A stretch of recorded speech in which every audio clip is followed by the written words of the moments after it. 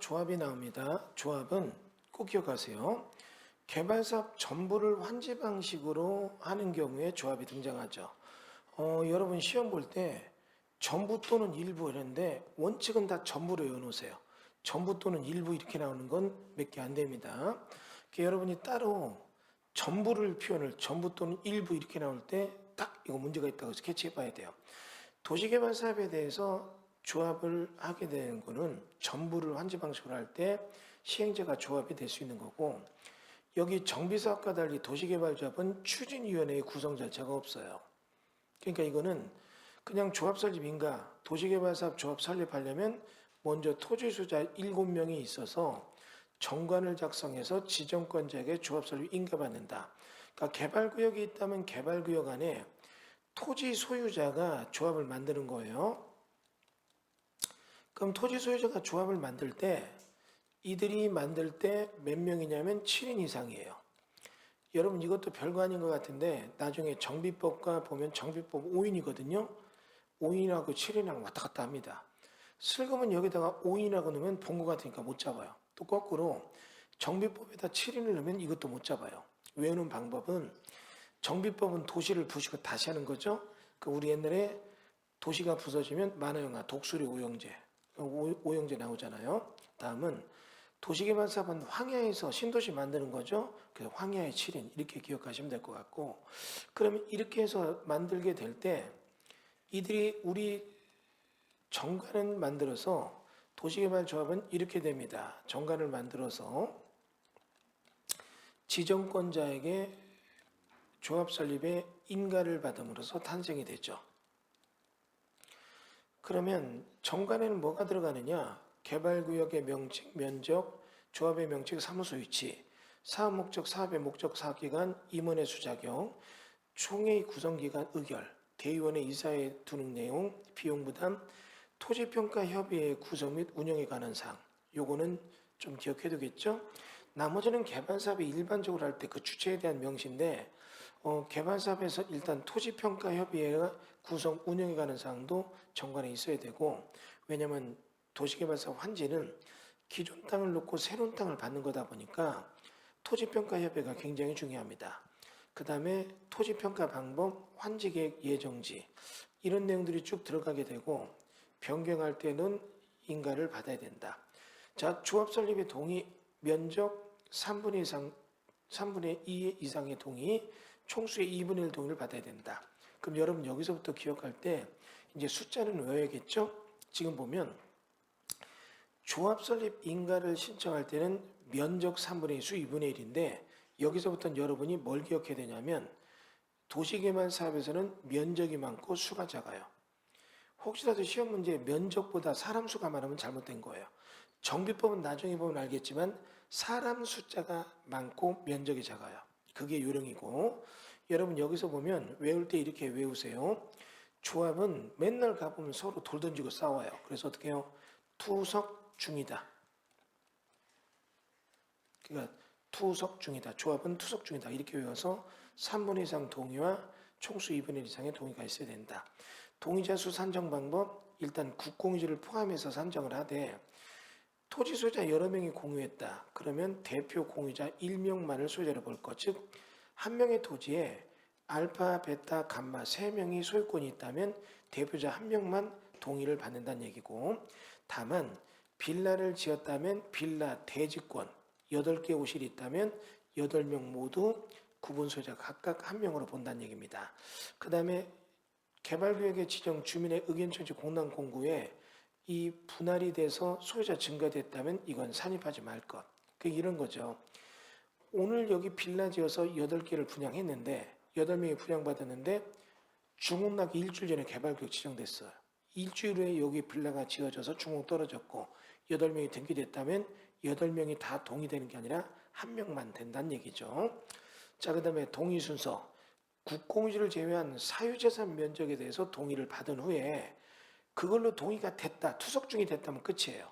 근데 그런데도 조금 부족하다면 뒤늦게 국공유지 동의를 받는다. 즉 동의받는 순서가 민간 쪽이 먼저, 부족할 땐 국가 쪽 받고, 민간 쪽 동의 충족됐다면 그냥 그걸로 그냥 넘어가는 거고, 동의 철회는 조합 설립 인가 신청 전엔 철회할 수 있다. 다만 이 경우 토지 소유자는 동의자 수에서 제외한다. 그 다음에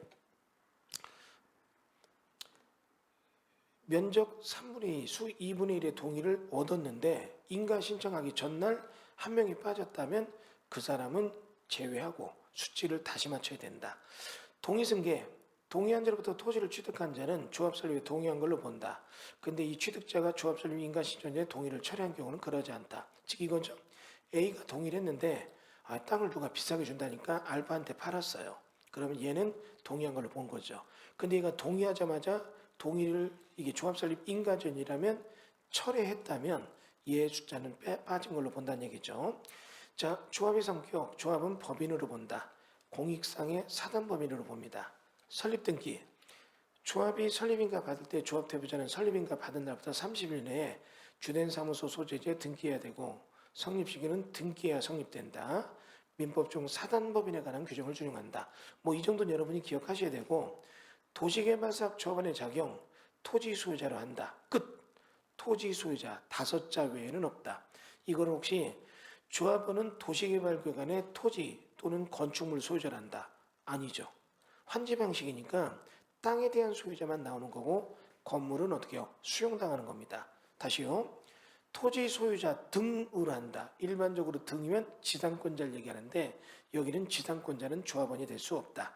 자, 그 다음에 조합원의 권리 의무, 평등한 의결권. 이건 무슨 얘기냐면 면적이 100평이 있든 1000평이 있든 1의결권이 있다는 얘기죠. 자, 다음은 경비 부담. 정관에서 정한 조합의 운영, 도시개발 수행 필요한 경비를 부담해야 된다. 공유토지, 대표자 1인만 의결권이 있다. 구분 소유자별로 의견권은 있다. 이해되셨죠? 한 필지가 알파베타 감마면 대표자 1인만 의결권이 있고 여기에 빌라가 3개 호실이 있다면 이들은 대지 지분권자로 되어 있지만 이때는 각자 있다는 얘기죠. 자, 차별금지. 환제계획 작성, 그 밖의 사업시행 과정에서 총회 의결상에 동의하지 않거나 소규모 토지 소유자라고 해서 차별해서는 안 된다. 그래서 어떻게 해요? 총회에서 야 이렇게 하자 했는데 한 명이 반대해요. 고춧가루 뿌리죠? 너 골탕 먹어라. 나중에 얘한테 어떻게 해요? 뭔가 차등을 주는 개발사업에 환지 등이 일어나서는 안 된다는 얘기죠. 그 다음에 경비 부담에 대한 거는 조합의 정관, 그에 따라 사업비 부과, 그 다음에 이들에 대해서는 위치, 지목, 면적, 이용상황, 환경, 그 밖의 내용을 종합적으로 결론한다. 그래서 이런 내용의 부담금 산적되며 연체리 부과도 정관, 징수위탁은 시공구청장에 징수위탁을 할 수 있다. 뭐 이 정도 기억하고 수수료 지급 4% 지급한다. 자, 조합의 임원 보겠습니다. 필수적 집행기관은 보면 임원을 두는데 조합장 1명, 이사, 감사를 두고 임원의 자격은 의결을 가진 조합원이 되며 총회에 선임된다. 그들의 직무, 조합장은 조합을 대표하고 모든 걸 총괄 총회, 대의원의 이사회장이 된다. 이사는 정관이 정합에 따라 조합장 보좌한다. 감사는 조합의 사무 및 재산 상태 회계에 관한 사항을 감사한다. 조합장 또는 이사는 자기를 위한 조합과의 계약이나 소송을 관해서는 감사가 조합을 대표한다. 자, 이거 재밌는 얘기죠? 조합장 이사가 지금 이렇게 조합장과 이사가 있고 여기서 이제 주의할 거는 이겁니다. 조합이 있어요. 그러면 이들이 조합을 대표해서 이들이 의결기관으로 이렇게 하는데 얘들이 조합이랑 뭔가 계약을 해야 될 때는 그때는 자기 계약이 되는 거 이제 양쪽 조합과 내가 조합장으로 내가 뭔가 계약을 하는데 조합이 나오면 조합에 조합장이 나오니까 둘이 혼자 다 하는 거죠. 그럼 이럴 때 누가 한다? 감사가 조합을 대표한다. 그래서 감사 대표주를 두고 있다. 기억하고 조합 임원은 조합이나 다른 임원이나 직원을 겸할 수 없다. 조합의 임원은 같은 목적을 하는 다른 조합의 임원이 겸직 제한돼서 못한다. 그러니까 여러분 여기서는 내가 직장에 있는 건 돼요. 근데 겸직은 안 돼요. 이게 무슨 얘기냐면 조합의 임원은 같은 목적의 사업을 하는 다른 조합의 임원 직원을 하면 안 돼요. 그럼 이쪽 개발조합과 이쪽도 땅에서 양쪽으로 조합 임원 이런 건 안 된다는 얘기고 결격사유 나오는데 임원이 될 수 없는 사람들은 일단은 여러분한테요. 피성년 후견인, 피한정 후견인 또는 미성년자, 파산 선고자, 금고 이상형을 받고 집행이 끝나고 2년 지나지 않은 자 또는 집행유예 기간인 자는 안 됩니다. 이런 거 만약에 술 먹고 음주운전 걸렸다, 집행유예 받았다, 다음날 임원장을 상실하죠. 이런 조합에 대한 얘기 기억하고, 여러분 여기서 보면 이제 이렇게 될 때 밑으로 가서 다음날부터 임원의 자격을 상실한다. 그러면 요거 내용 나오는데 여기 재밌는 얘기 나오죠. 조합원의 결격사는 없고 임원의 결격사는 있어요. 그 다음에 조합 임원이 결격사에 해당하는 경우 도시개발조합에서는 임원에 대한 자격이 다음날 상실됩니다. 다음날. 그 다음에 정비사업 경우는 나중에 보면 다음날이 아니라 당연퇴임이에요. 주택조합도 당연퇴임이고, 여기는 그냥 뭐 다음날이 아니라 그 즉시 그냥 그걸로 끝나는 걸로 봅니다. 왜냐하면 이권관계가 워낙 복잡하다 보니까 이런 게 해당됐다면 그날 그걸로 끝나는 거예요. 근데 도시개발조합은 아주 긴급하게 이권이 관련되는 게 아니기 때문에 이런 데는 어떻게 해요? 이런 게 했다면 그날 정리할 시간을 주는 거죠. 그래서 다음 날로 갑니다. 여기는. 그래서 여러분이 결격사유 임원이 해당될 때 도시개발조합은 다음 날 자격상실, 정비조합과 주택조합 같은 경우는 어떻게 해요? 이거는 비리랑 관련되니까 그날 형선고 땅 나면 그 순간 자격상실이에요. 여러분이 보더라도 정비조합이나 주택조합은 이권관계가 굉장히 복잡해요. 그러니까 어떻게 해요? 내일 다음날 상실한다면 그날 저녁에 막 재산 은닉할지 모르니까 이런 걸 완전히 원천봉사하기 위해서 그 즉시 선고받는 즉시 이들은 어떻게 해요? 결격사에 바로 해당하게 됩니다. 나중에 이것도 여러분이 뒤에서도 또 나오는데 지금 한번 들어놓으시라고요. 도시개발조합 같은 거는 조금 사업이 길고 웅장한 포맷을 가져다 보니까 하루 정도는 정리할 시간을 줘야 되는 게 맞아요. 근데 정비조합이나 주택조합은 그 사업장 가보세요. 막 당일날도 도장 찍어서 막 은닉하면 엄청난 일이 벌어질 수 있어요. 그러니까 이런 데는 워낙 촘촘한 이해관계가 빠르게 움직이는 데이기 때문에 여긴 즉시 당연 상실이 되는 겁니다. 근데 개발조합은 이길 상실. 그 다음에 총회와 대의원회가 있는데 총회는 필수 의결기관이죠. 총회에서는 이 전체적인 얘기에 중요 사항들을 정하는 거고, 대의원회는 임의적 대기관, 즉 우리나라도 국회의원을 두듯이 대의원을 두죠.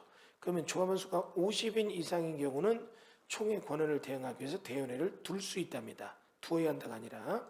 그럼 여러분 대의원회가 지금 현재 조합원 수가 50인 이상인 경우 대의원을 둘 수 있고, 대의원회 수는 의결권 가진 총수는 100분의 10 이상으로 하되 여기 정관의 제가 따라한다. 그리고 총회 권한의 대행, 대의원회는 총회가 전체 모여서 뭔가 하려면 일이 많으니까 대의원회가 일정 대응을 할 때 정관 변경, 개발계획 수립, 환지계획 작성, 조합임원 서면, 선임, 합병 해상 등에 대해서 할 수 있다. 이런 얘기가 등장을 하겠죠. 자, 그리고 실식에 대해서는 잠깐 쉬었다 하겠습니다.